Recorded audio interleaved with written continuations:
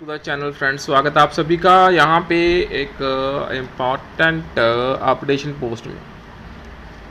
So let's discuss that. So kindly make sure to share this update if possible, and you can like the efforts here. So injustice that is being done to the pensioners in the banking industries who retired after November 12, 2012. Supreme Court upheld the definition of pay as per the Bank Employees Pension Regulations 1995 for calculation of pension. In the judgment pronounced on 13th of February 2018, White Canara Bank versus Savitri Benu Gopal. And among other things, the court has observed the following, which are relevant to the bank employees who retired after November 2012. So there cannot be two pay scales, that is one for the purpose of calculation of salary, the other for calculation of pension. In other words, the pay taken for calculation of salary should be reckoned for the purpose of pension also. And in case of employees retired on or after 1st November 2012, the bank had introduced a new pay called special pay, which was eligible for payment of DA etc., but keep it out of the preview for calculation of pension for retirees under the 10th bipartite settlement with a clause as under quote, special allowance with effect from 1st November 2012. With effect from 1st November 2012, officers shall be paid special allowances as under, that is scale 1 to 3 7.75 percentage of basic pay plus applicable dearness allowance thereon. Scale 4-5, that is 10% of basic pay plus applicable dearness allowances thereon. Scale 6-7, 11% of basic pay plus applicable dearness allowances thereon. So note, the special allowance with applicable DA.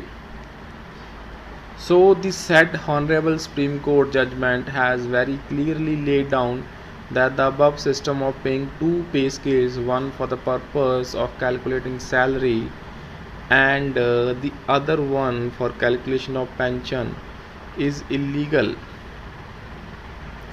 The special allowance, which was carved out of the basic pay portion and given a new nomenclature with intention to deprive the actual pension benefit of pensioners, so with a view to manage the cost agreed upon and benefit only the existing staff, and the 10th bipartite settlement signed between the unions and IBA through the above said new allowance, which was a part of basic pay for calculation of salary, did not find a place for calculation of pension. Thereby the banks, in agreement with IBA, had two separate set of calculations for salary and pension.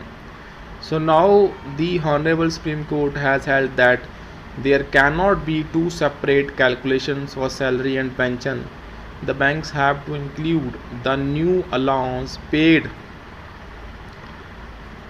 So the act of introducing two separate scales for calculation of salary and pension has resulted in reduction of pension payment to the retired bank employees, which also resulted in recovery of pension paid to the pensioners according to the earlier settlement. So normally the revision of salary for employees of insurance sector is on the same pattern followed in banking industry, as both banking and insurance come under the same finance ministry, but strangely this injustice has been avoided in the insurance sector wage revision. The Honourable Supreme Court judgment now provides relief to the pensioners. The ministry has to instruct the Indian Bank Associations to take corrective measures and calculate pension for the retirees on the basis of 10 months average emoluments as defined in Regulation 2D of Regulations of 1995, specified that the average of the pay drawn by the employee during the last 10 months of his service in the bank shall be taken as and pay arrears from date of retirement.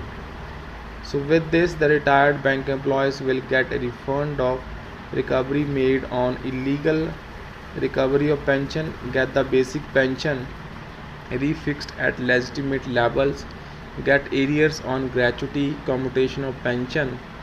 So this gives great relief to the retired staff who solely depend on pension and superannuation benefits for